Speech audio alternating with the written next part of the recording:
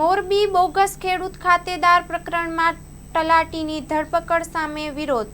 Story report by Shrikant Patel. Morbi સમગ્ર મોરબી જિલ્લાના તલાટી કમ મંત્રીઓ સાથે ભેગા મળીને માનનીય શ્રી કલેક્ટર સાહેબ શ્રી, માનનીય જિલ્લા વિકાસ અધિકારી શ્રી અને માનનીય એસપી સાહેબ શ્રીને આવેદનપત્ર આપ્યું છે. અમારા જે સર્વરના તત્કાલીન તલાટી મંત્રી ભરતભાઈ ખોખર એમને ગઈકાલે નિવેદન આપવાના બહાને બોલાવીને સીઆઈડી ક્રામે ત્યાં ધરપકડ કરેલ છે. પરંતુ તલાટીએ જે તે વખતે અરજદારે કરેલા સોગંદનામા અને પંચોના આધારે પેઢીનામું બનાવી આપેલ છે. અને જે આખા ગુજરાતમાં, સમગ્ર ગુજરાતમાં આ બાબતે બધા તલાટી મંત્રીઓ, રેવન્યુ તલાટીશ્રીઓ, સિટી તલાટીશ્રીઓ આ રીતના પેઢી આંબા કરી આપેલ છે. અને જે સમગ્ર ગુજરાતમાં એક સરખું જ ચાલે છે. પરંતુ જો આવી રીતના સોગંદનામા હોય, સાક્ષીના પંચોને સહી લીધેલી હોય, છતાં પણ જો તલાટીને આરોપી બનાવીને ધરપકડ કરવામાં આવે તો એ કેટલા અંશે યોગ્ય. અને આ બાબતે આજે સમગ્ર મોરબી જિલ્લાની સાથે રાજ્યમંડળ પણ અમારી સાથે છે. અને આવતીકાલે મોરબી જિલ્લાએ આજે આવેદનપત્ર આપેલું છે.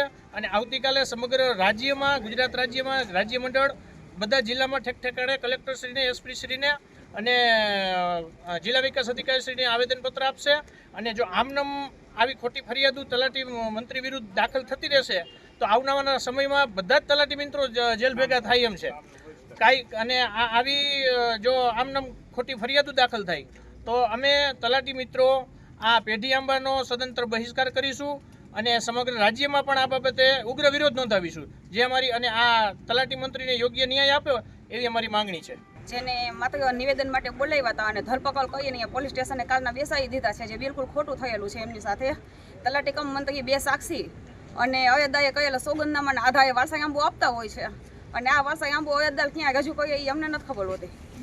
તેથી તલાટીએ જે નિયમ મુજબ જ કામ કરેલું છે, જે તે સમયે જે કહી ગયું તેમ છતાં એની આ વર્તન થઈ ગયું છે એ ખોટું છે. અને તાત્કાલિક એના ઉપર કાર્યવાહી બંધ કરીને આગળ કેસ હલાવવામાં આવે.